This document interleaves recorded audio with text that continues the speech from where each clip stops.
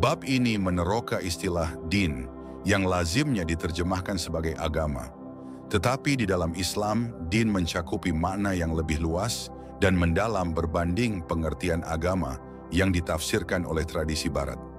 Din dalam Islam adalah istilah komprehensif yang menggabungkan kepercayaan, undang-undang, etika, dan ketertiban sosial, menjadikan ia satu kesatuan yang kukuh.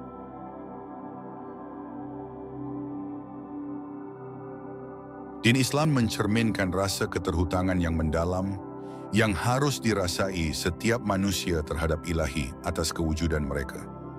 Keterhutangan ini bukan sekadar keuangan atau material, tetapi bersifat spiritual dan eksistensial. Ia mengakui bahwa kehidupan, rezeki, dan segala yang dimiliki manusia adalah anugerah daripada Tuhan. Perasaan keterhutangan ini berkait dengan idea tanggung jawab, bila mana manusia harus hidup dengan cara yang mengiktiraf kebergantungan dan kewajipan mereka kepada Pencipta. Perasaan ini bukan pentakrifan beban, tetapi prinsip panduan yang mengarahkan orang beriman untuk hidup dengan betul, memenuhi tanggung jawab mereka, dan senantiasa berusaha untuk membayar keterhutangan ini melalui ibadah, ketaatan, dan akhlak mulia.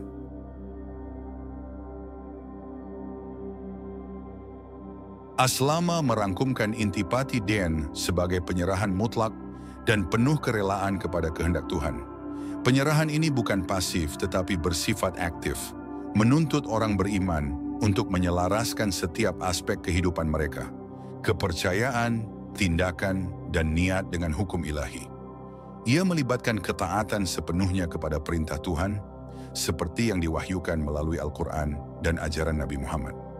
Penyerahan ini berterusan dan terzahir dalam keimanan, beserta tindakan, memastikan setiap perbuatan mencerminkan komitmen untuk berkhidmat kepada Tuhan.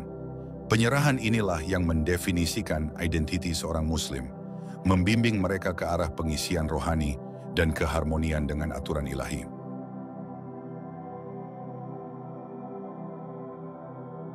Dayan merujuk kepada kekuasaan Tuhan sebagai hakim dan penguasa tertinggi, yang kuasanya meliputi seluruh ciptaan. Dalam Islam, keadilan adalah teras utama, dan Tuhan dilihat sebagai pengadil yang sempurna yang menjalankan keadilan dengan kebijaksanaan mutlak. Pengertian ini menekankan bahwa semua tindakan, baik secara individu maupun kolektif, akan dinilai berdasarkan piawaian keadilan Tuhan. Ia juga menekankan pentingnya keadilan ditegakkan dalam masyarakat, mencerminkan keadilan ilahi dalam pemerintahan, urusan undang-undang, dan perhubungan sesama manusia. Pengakuan Tuhan sebagai Al-Dayan menanamkan rasa tanggung jawab moral dalam diri orang beriman untuk senantiasa berlaku adil dan mengekalkan kebenaran dalam kehidupan mereka.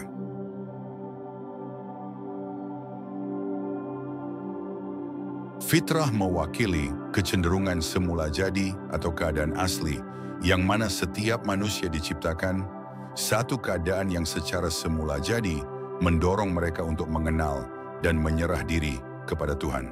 Ia adalah pengetahuan asas tentang Tuhan dan pemahaman naluriah tentang baik dan buruk yang tertanam dalam jiwa manusia. Fitrah membimbing individu untuk hidup selaras dengan aturan ilahi, mendorong mereka untuk mencari dan mematuhi kebenaran Islam. Konsep ini menyiratkan bahawa penyimpangan dari keadaan semula jadi ini membawa kepada ketidakseimbangan rohani, sementara hidup yang sesuai dengan fitrah menghasilkan kedamaian dan kepuasan, kerana ia menyelaraskan kehidupan seseorang dengan susunan kosmik yang ditetapkan oleh Tuhan.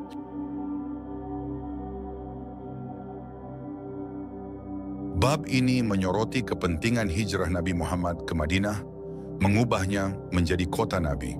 Madinah menjadi lambang susunan sosiopolitik yang adil dalam Islam, di mana din direalisasikan sepenuhnya, melambangkan persimpangan tadbir urus rohani dan duniawi di bawah kuasa ilahi.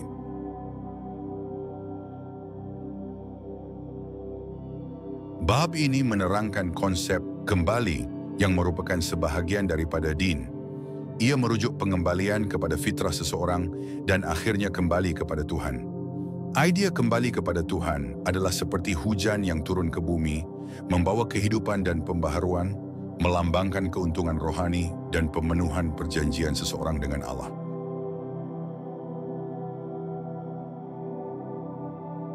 Bab ini membincangkan implikasi etika din dalam Islam, di mana keadilan dilihat sebagai suasana harmoni di dalam diri individu dan masyarakat. Konsep keadilan melangkaui hubungan interpersonal terhadap diri sendiri, di mana tindakan seseorang harus selaras dengan sifat sebenarnya dan aturan ilahi.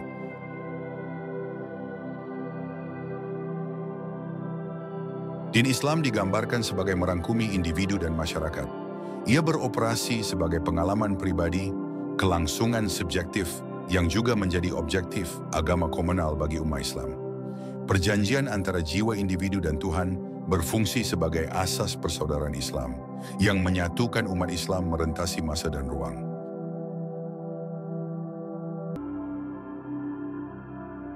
Ilmu adalah teras kepada pemahaman Islam mengenai din dengan dua jenis ilmu yang dibezakan. Ilmu ilahi atau ma'rifah yang diwahyukan oleh Allah dan ilmu rasional yang diperoleh melalui pengalaman. Ma'rifah adalah yang utama, membimbing ilmu rasional bila mana kedua-duanya penting untuk mencapai keadilan dan memenuhi tujuan hidup seseorang.